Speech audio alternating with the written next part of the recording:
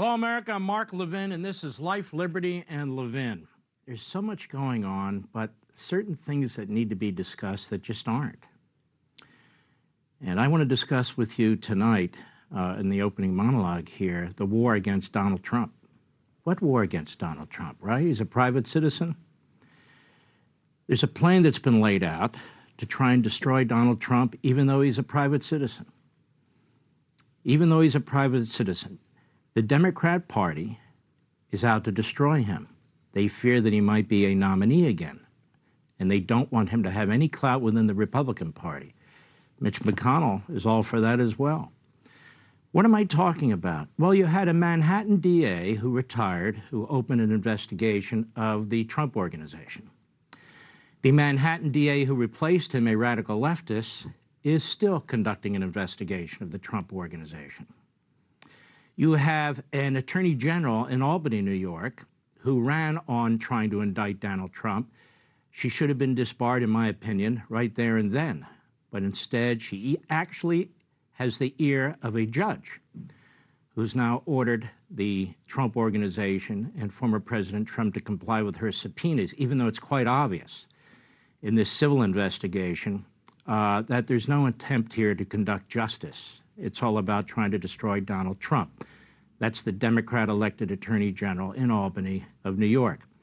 Then we have a Democrat-elected district attorney in Georgia who's trying to make some kind of a case out of Donald Trump's phone call with a Georgia official berating him for failing to hold up the Georgia law, as President Trump saw it. And so they open an investigation there, too. So these are heavy Democrat districts. These are political, elected prosecutors. These are people who have no intention of doing justice. In fact, their goal is to do injustice. And we have way too damn many prosecutors like that, many of them with the backing of George Soros, which is why, in part, we have such a massive problem with crime and murder in this country. And back to that in a second. Then we have a fourth investigation going on, the so-called January 6th Committee. The January 6th Committee, which is nothing more than a front Politburo type committee set up by Nancy Pelosi, loaded with the most radical leftist Democrats you can imagine, and two of the worst never-Trumper reprobates that you can imagine. There's not a single lawyer on that committee staff, not a single representative on that committee staff to raise any objections to what that committee is doing.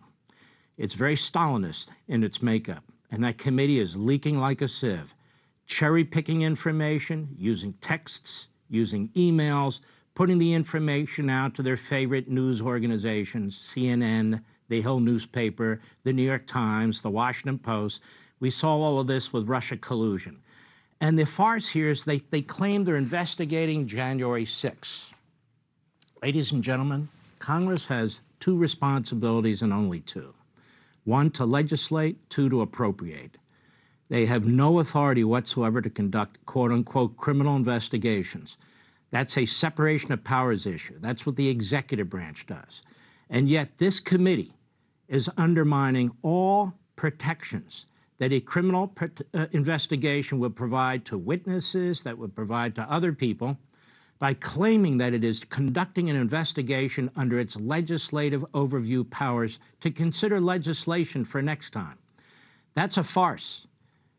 Liz Cheney, Adam Kinzinger, Benny Thompson, Adam Schiff, they've all said that they're looking for criminal issues here to make a criminal referral to the Department of Justice. There's pressure being placed on the Attorney General of the United States, who is highly partisan and political, to issue some kind of charges against former President Trump and his closest associates. So what this January 6th committee is doing is violating the Constitution. Violating the Constitution, and quite frankly, so is the executive branch.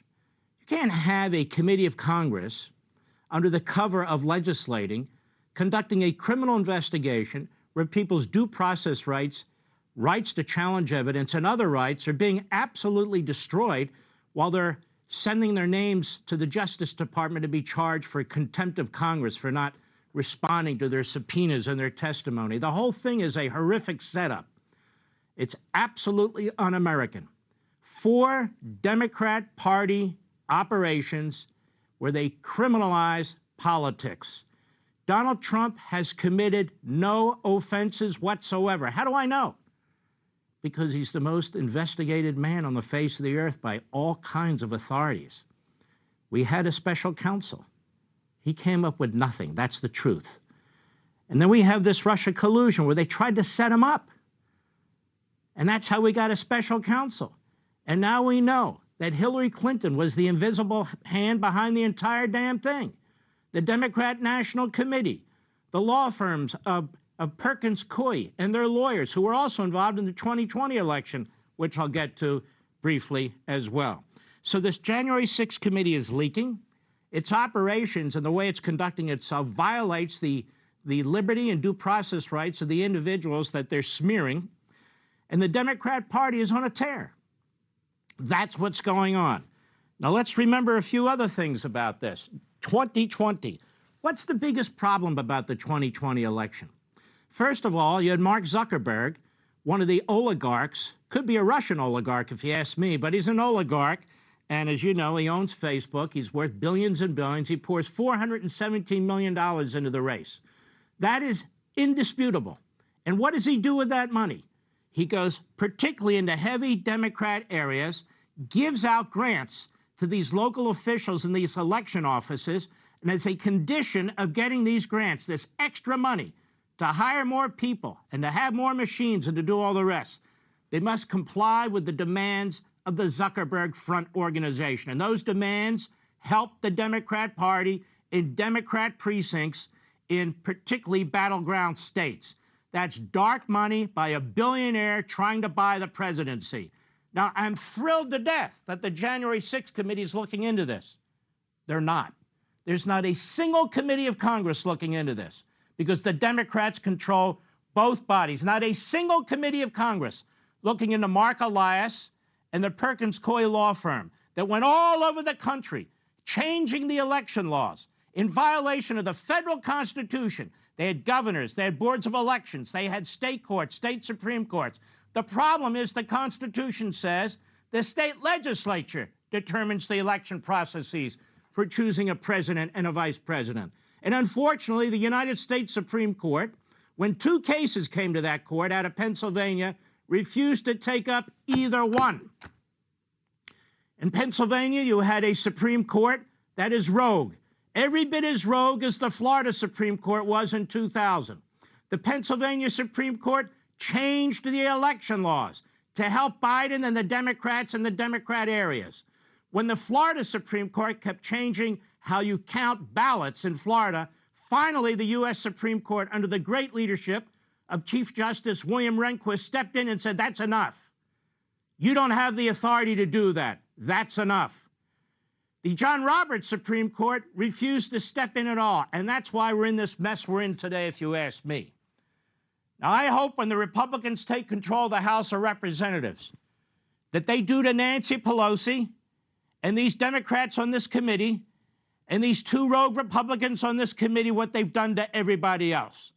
That they look at their text messages, that they go after their emails, that they go after their phone logs behind their backs, going to the phone companies, going to the software companies to gather the information so it cannot be challenged. And if they don't turn the information over that the committee wants under Republican control, then they are held in contempt by Congress, and their names are sent to the district courts in Washington, D.C. to have an official criminal decision against them. Now, why do we need their text messages and emails? Just to be mad? No. We need it because this committee was set up ostensibly to look into what happened on January 6th. They haven't asked for a single piece of information from Nancy Pelosi. What did she do to protect the Capitol grounds? What information did she get from the FBI or any other organization? What did she tell the Capitol Police to do? Was she asked if she wanted 10 to 20,000 National Guardsmen? She needs to testify under oath. We need to see her texts. Why the other members of Congress? Because these other members of Congress are using the January 6th committee not to investigate how to protect the Capitol, not to investigate what happened that day. They're using your tax dollars. They're using the official position of committee members under this rogue committee to advance a political agenda against the former president, against his former staff, and against his family members. And it's time to put an end to this. Now they're leaking audio of the Republican leader of the House of Representatives.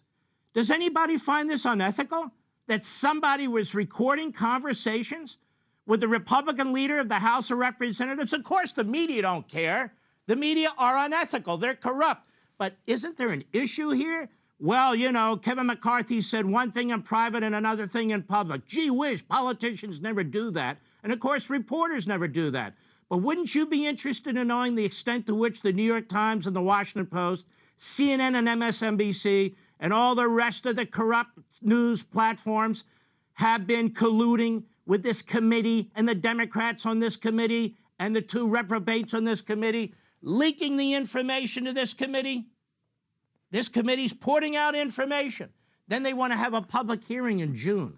And they've hired some guy who's going to write a novel about everything they have found.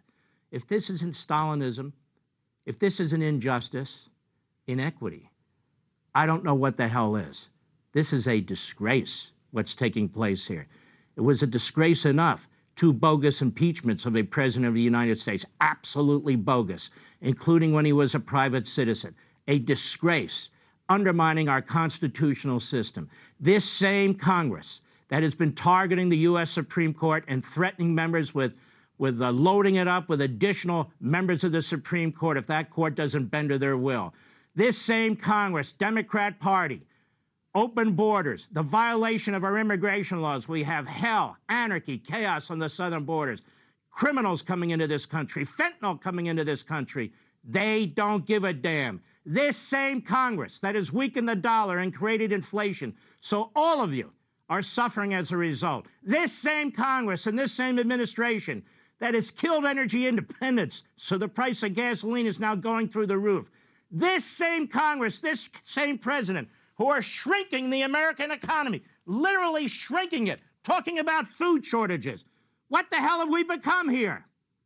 This is America under the Democrat Party, and they're not done. Critical race theory with your children, sexualizing babies in our public schools and at Disneyland. Oh, this is fantastic, isn't it? What a civil rights movement they've created. Destroying women's sports. Title IX. That's right. Guys should be able to be in women's sports. Why? Because they want to be, and they say so. Oh, okay, that's perfectly fine. And this administration undermining our alliances with the State of Israel, with moderate Arab states, while they're about to arm the Iranian regime with long-range ICBM nuclear missiles. Oh, that's terrific. Oh, and what else? They're not arming up the Taiwanese, who need to protect themselves against a shore invasion from China, and they're slow off the mark. A day late and a dollar short in helping our Ukrainian friends. That's America under Biden and the Democrats in Congress. Well, it's not the America I believe in. Hey, Sean Hannity here. Hey, click here to subscribe to Fox News YouTube page and catch our hottest interviews and most compelling analysis. You will not get it anywhere else.